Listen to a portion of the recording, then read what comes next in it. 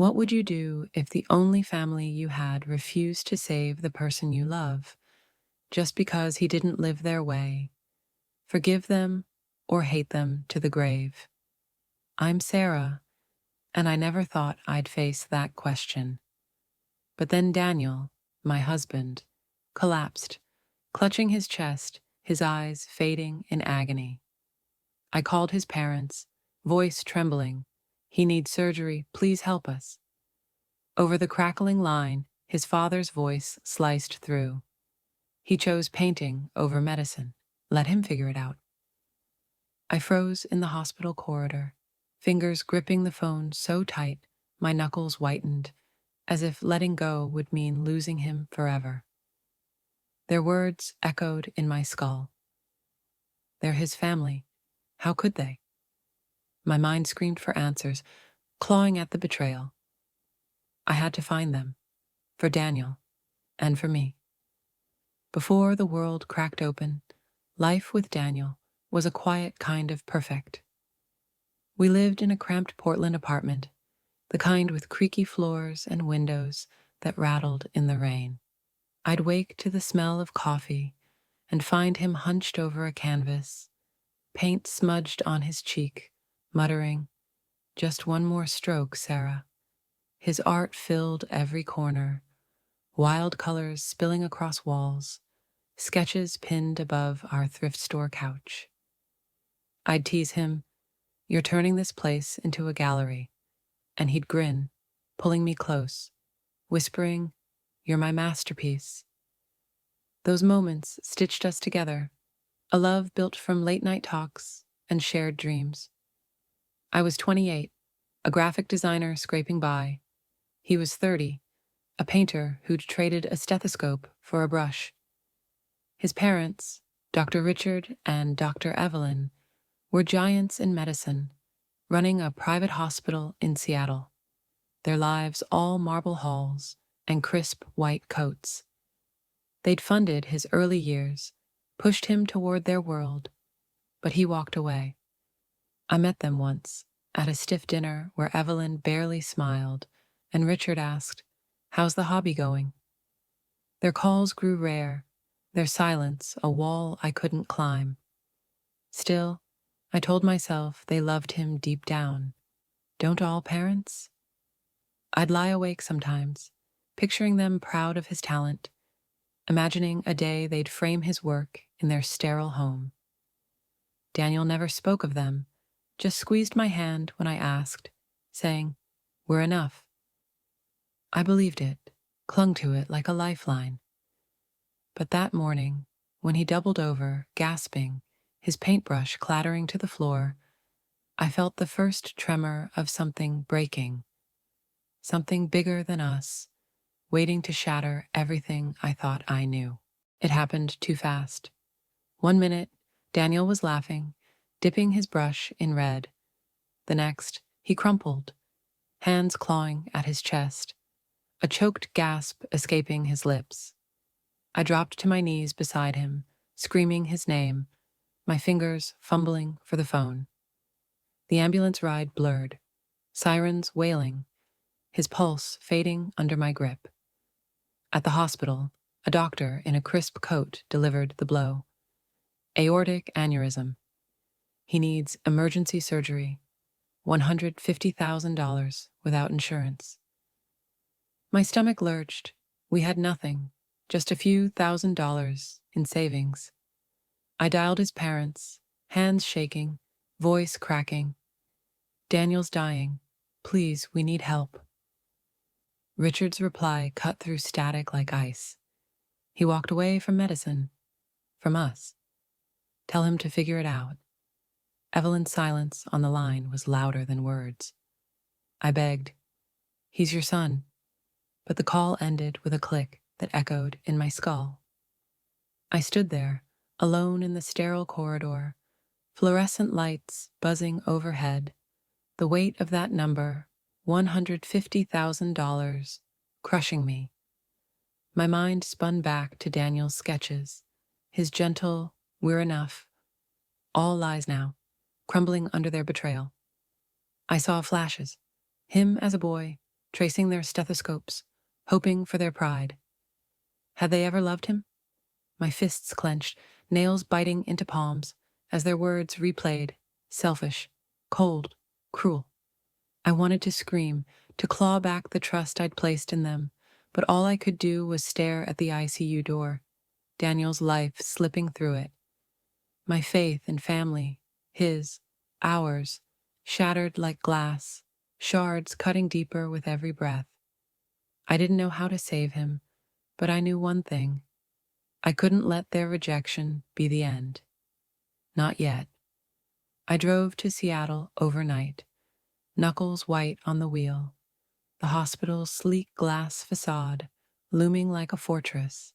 Daniel's parents owned it, Dr. Richard and Dr. Evelyn, names etched in gold above the entrance. I stumbled into their office, still in yesterday's clothes, voice raw. "He's dying. You're his only hope, please." Richard didn't look up from his charts, his pen scratching as he said, "He chose painting over a real career. He's not worth saving." Evelyn stood by the window, arms crossed, her lips a thin line. "We gave him everything," she snapped. "He threw it away for those useless canvases." I staggered back, breath catching, as if their words were fists. "He's your son," I choked out, hands trembling. Richard finally met my eyes, cold and unyielding. "Not anymore. Don't come back." The room spun. I saw Daniel in my mind, laughing, paint-streaked, so alive, and then fading on that sterile bed. Had they ever held him, ever cared? My plea turned to a whisper. "How can you do this?"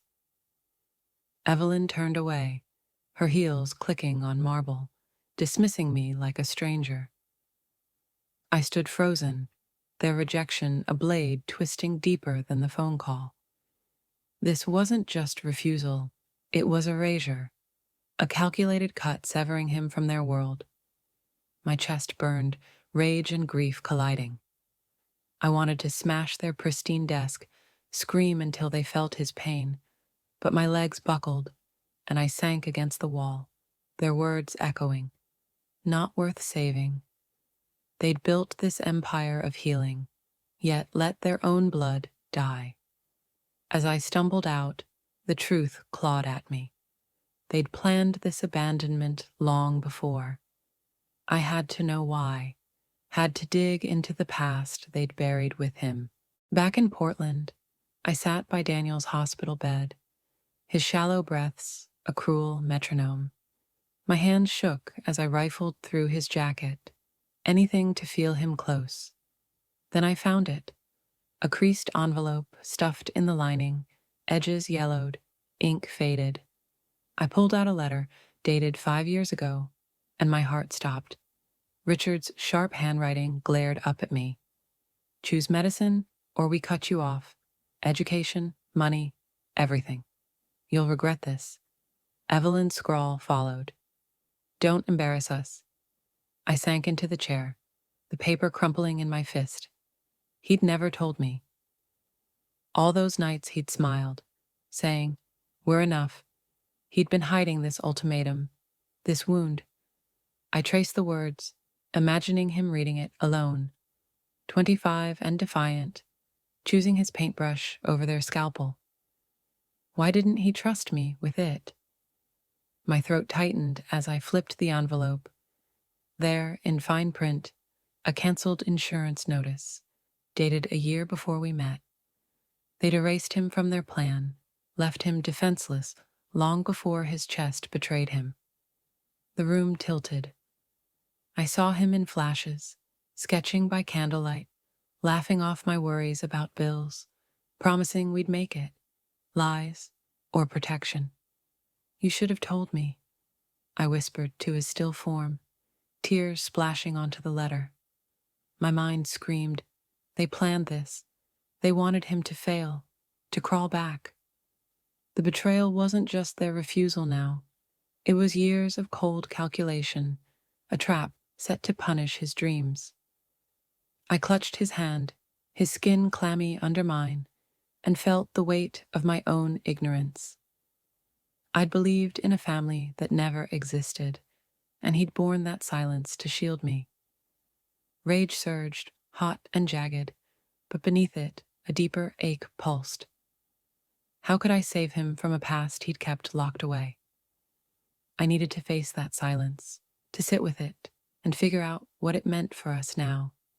I slumped into a plastic chair in the waiting room, the letter still clutched in my hand, its edges biting into my skin. The hospital hummed around me, beeping monitors, hurried footsteps, a janitor's mop slapping tile, but I was drowning in silence. Daniel's face floated in my mind, pale and still behind that ICU door, while his parents' voices clawed at me. Not worth saving. I loved him. God, I did. But the weight of that love warred with a growing fury. How could he hide their ultimatum, their abandonment? My fingers traced the armrest, worn smooth by other desperate hands, as I whispered to no one, "Did you think I wouldn't fight for you?" A nurse passed, clipboard in hand, and I flinched, imagining her handing me his death notice. We had $3,000 in the bank, pennies against $150,000. No insurance, no savings, no miracles. I pictured his canvases stacked in our apartment, unsold dreams mocking me now. Was he worth it? The question slipped out, sharp and ugly, slicing through my chest. I hated myself for it, but it lingered, festering. What if I poured everything into him? My heart, my hope, and he slipped away anyway. My eyes burned, tears spilling as I rocked forward, elbows on knees. "You should have told me," I muttered, voice breaking. His parents had carved him out of their lives, but he'd left me blind too, and that betrayal stung deeper than their coldness. I saw us laughing over burnt dinners, planning a future. Had it all been a fragile lie? The clock above ticked louder, each second a hammer on my resolve. I couldn't lose him, but I couldn't see a way out either, trapped between love and a rage I didn't know how to wield. My hands balled into fists, nails digging crescents into my palms. I had to decide something, anything, before time ran out and took him with it. The doctor's voice hit like a punch. He's got 3 days, maybe less, without surgery. She stood over me, white coat pristine, eyes tired but firm, holding out a clipboard with numbers that blurred through my tears. $150,000, a death sentence in ink. I nodded dumbly, her words sinking in as she walked away, leaving me alone with the hum of machines and Daniel's fading heartbeat behind that glass wall. I pulled out my phone, hands trembling, and stared at our bank app. $3,242.67. A laugh escaped me, bitter and broken, years of scraping by, and this was it. I saw him in my mind, brushing paint across the canvas, promising, "We'll make it work, Sarah." Now that promise mocked me, a fragile thread snapping under reality's weight. My chest tightened, love and panic twisting together. I couldn't lose him, not to his body, not to his parents' cruelty, but how could I fight this? I clutched the chair's edge, nails scraping plastic, as if holding on could stop time. 3 days, I whispered, the words a blade against my throat. I imagined him slipping away, his hand cold in mine, and me left with nothing but his unsold art and their smug indifference. The bill lay crumpled in my lap, a monster I couldn't slay. Trapped between my heart screaming to save him and a world that didn't care, I felt the clock ticking louder. I had to act, somehow, anyhow, before it stopped for good. The ICU door hissed shut as the doctor pulled me aside, her voice low. "He's in a coma. We're out of time. Hours, not days." Her clipboard trembled slightly, betraying the weight of her words. I stared through the glass at Daniel, tubes snaking from his chest, his face slack, a ghost of the man who'd painted my world. My knees buckled, but I caught myself on the wall, the cold tile biting my palms.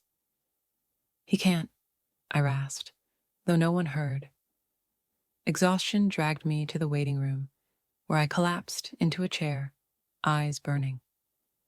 Sleep took me unwillingly, and I dreamed, Daniel lying still, his breath gone, while Richard and Evelyn stood over him, laughing, their white coats pristine.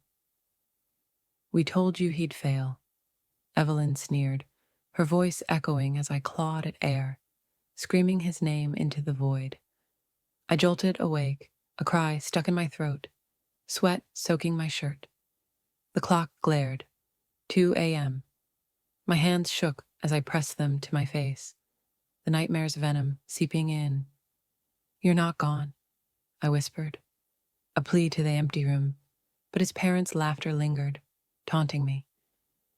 I saw him slipping away, his gentle hands, his crooked smile, and panic clawed my chest.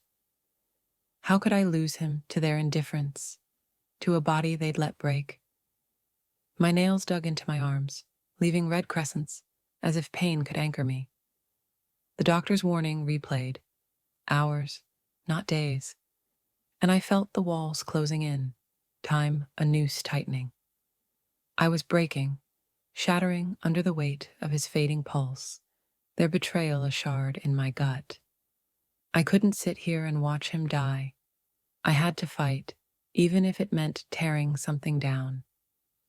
I was pacing the hospital corridor, coffee gone cold in my hand, when I overheard a nurse. "Dr. Harris is hosting a fundraiser tonight. Big gala for the children's wing." My blood boiled.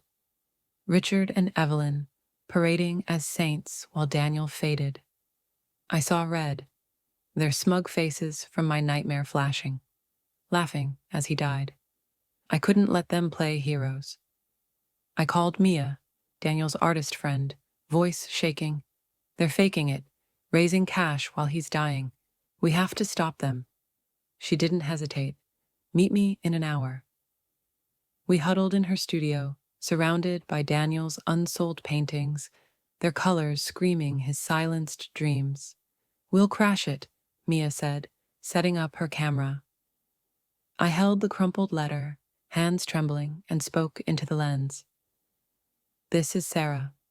Daniel's parents refused to save him because he chose art over medicine. Here's their ultimatum. Read it. Tonight, they'll smile for charity while he fights for his life."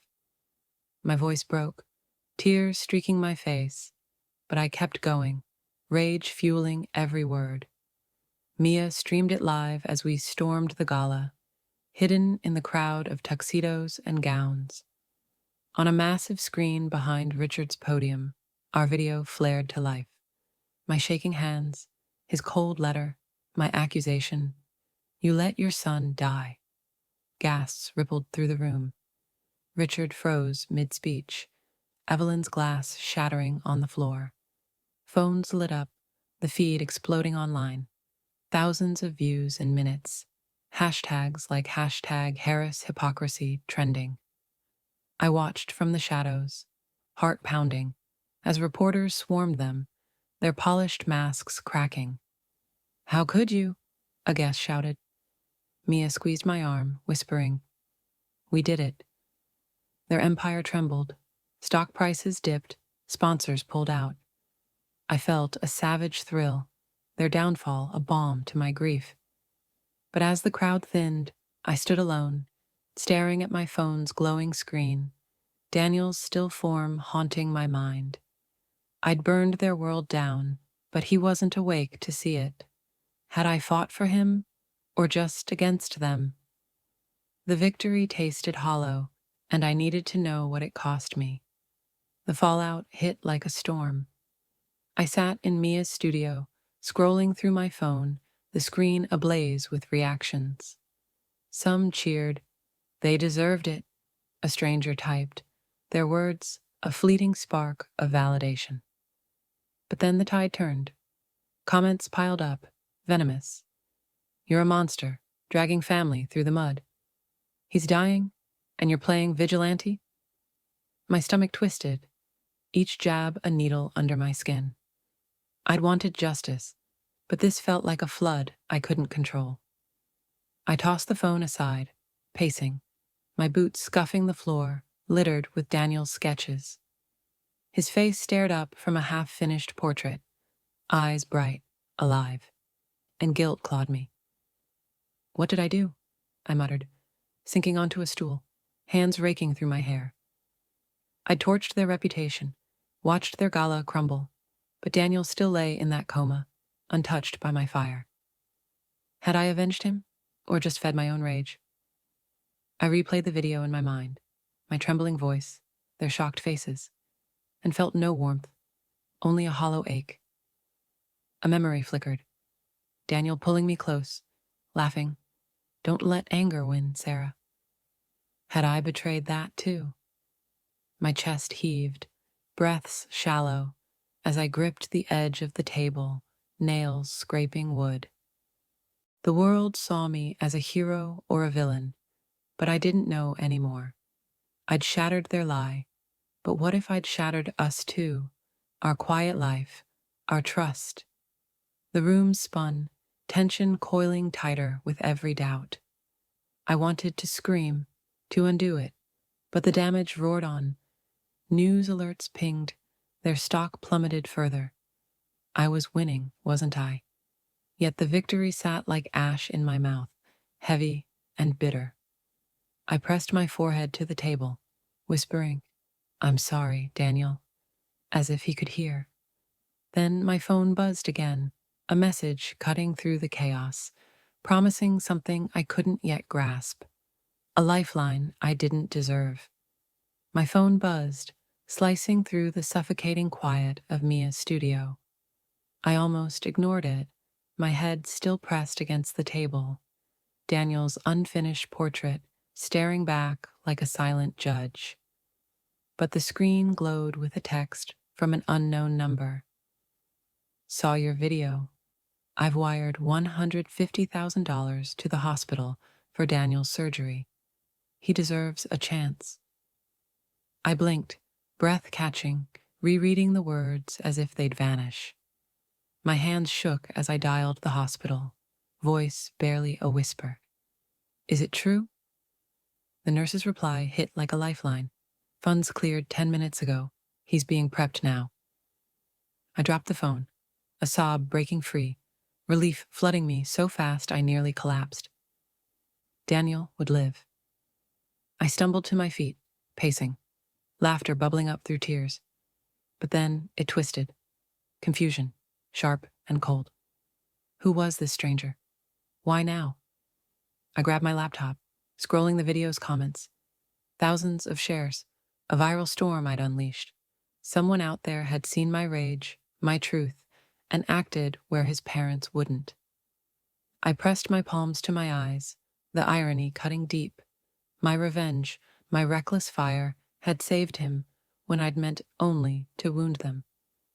How does that even work? I muttered, half to Daniel's ghost in my mind. I saw him smiling, paint-streaked, whispering, "We're enough," and my chest ached, relief warring with shame. Had I stumbled into salvation, or was this luck I didn't earn? The tension coiled tighter, my heart racing as I imagined him waking, not knowing the chaos I'd sown. I'd torn down his family, but a stranger had built him back up. What did that make me? My fingers hovered over the keyboard, the world still buzzing with my story. What do you think? Was Sarah right or wrong to take revenge? Drop your thoughts in the comments below, and hit that like button if this twist shocked you as much as it did her. I needed him awake, to see his eyes, to ask if this was worth it, because I couldn't answer that alone. The surgery took 6 hours, each minute a lifetime as I waited, pacing the sterile hall, my shoes squeaking on tile. When the doctor emerged, mask down, saying, "He's stable." I nearly collapsed, relief crashing over me like a wave. Hours later, I sat by Daniel's bed, his chest rising faintly under a tangle of tubes. His eyes fluttered open, hazy but alive, and my breath caught. "Sarah," he croaked, voice weak. I gripped his hand, tears spilling as I nodded. "You're here," I whispered, tracing his knuckles, still paint-flecked from days ago. But the weight of everything, the letter, the video, his parents, pressed down. I had to tell him. "They wouldn't help," I started, voice trembling. "I found their letter. They cut you off years ago. I got so angry, Daniel. I exposed them online. It went viral, and someone else paid for this." His gaze sharpened, confusion flickering. "You... what?" I swallowed, spilling it all. The gala, the collapse of their reputation. "I thought I'd lose you," I choked. He squeezed my hand, weak but firm, eyes glistening. "I'm sorry," he rasped. "I hid it to protect you. Didn't want you dragged into their mess." My chest heaved, anger and love colliding. "You should have told me," I said, voice breaking. He nodded, tears streaking his pale face. "I know. I was wrong." I leaned in, forehead to his, and we cried, raw, messy sobs that shook us both. His arms, frail but desperate, pulled me close, and I felt the first crack in our wounds begin to mend. "We're enough," he murmured, echoing our old promise, and I clung to it, tension easing into fragile hope. But as I held him, I knew this was just the start. We'd need more than tears to heal what they'd broken. Daniel was still fragile, propped up in bed with a sketch pad when Mia burst in, her dreadlocks bouncing. "We're doing it," she announced, eyes blazing. "An exhibition, his art, tonight. We'll cover the rest of the bills." I froze, the hospital's antiseptic sting fading as her words sank in. Hours later, I stood in a Portland warehouse, Daniel's canvases glowing under dim lights, wild strokes of color, dreams he'd poured out when his parents turned away. Artists, friends, strangers milled around, wallets open, voices buzzing. "This one's $200, a man called, lifting a painting of a stormy sea. Mia grinned, tallying bids on her phone. "We're at $10,000 already." My throat tightened, hands clasped tight as I watched them rally for him. A woman I didn't know pressed my arm, whispering, "He's lucky to have you." I blinked back tears, her warmth a stark contrast to Evelyn's icy dismissal. Richard's cutting, not worth saving. These people, his chosen family, didn't care about his past, only his pulse, still beating. I wandered to a quiet corner, staring at a sketch of me he'd done years ago, my smile soft under his pencil. "You built this," I murmured, tracing the lines, feeling a new kind of kinship bloom, messy, imperfect, but real. The tension in my chest eased, replaced by a flicker of hope. Mia sidled up, nudging me. $15,000 now, enough to breathe. I nodded, overwhelmed, the weight of his parents' coldness lifting as this community held us up. But as the night wound down, I glanced at my phone, the video's echoes still rippling online, and wondered, could this kindness outweigh the chaos I'd unleashed? I needed to believe it could, to find a way forward beyond the ashes I'd left behind. The exhibition's glow lingered as I sat by Daniel's bed, his breathing steady now, a sketch pad resting on his lap. I opened my phone, the video's view count still climbing, 500,000, a wildfire I'd sparked. But the thrill was gone, replaced by a gnawing ache. I'd wanted them to hurt, to feel Daniel's worth, yet here he was, alive not because of my rage, but because a stranger's kindness had cut through the chaos. I leaned back, eyes tracing the ceiling's cracks, and saw it clear. Revenge hadn't healed us. It had only torn more scars. "What was it for?" I whispered, fingers hovering over the screen. I replayed his parents' gala crumbling, their faces pale with shock, and felt nothing. No peace, no victory. Then I heard Daniel's voice in my head, soft from a memory. "Don't let anger win, Sarah." My breath hitched. He'd been right, and I'd lost myself chasing their ruin. I swiped to the post, the cursor blinking over delete. My thumb trembled.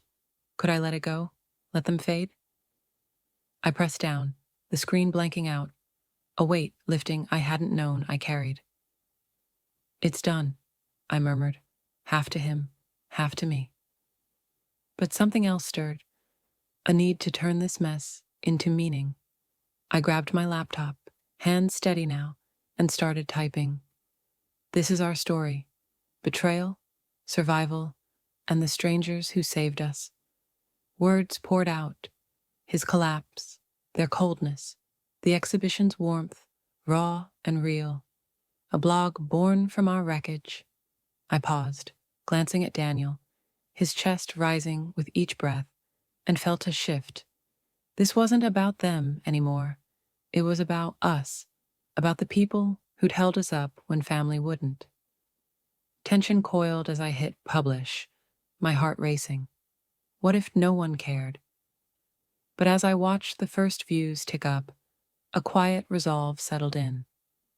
I'd stopped fighting their ghosts, started building something new. Still, one question lingered. Could I truly let them go, or was this just a pause before the next reckoning? Months later, the dust settled unevenly. Richard and Evelyn retreated to their Seattle mansion, their hospital limping under scandal. Patients dwindled, headlines faded, but their names stayed tarnished. I pictured them alone, surrounded by sterile wealth, voices echoing in empty halls, and felt a pang, not pity, but something close. Daniel and I left Portland, trading our cramped apartment for a fixer-upper on the coast, its walls bare until he hung a new canvas, his brush trembling but alive.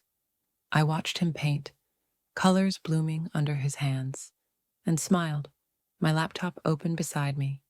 The blog had grown. Thousands read our story, strangers leaving comments.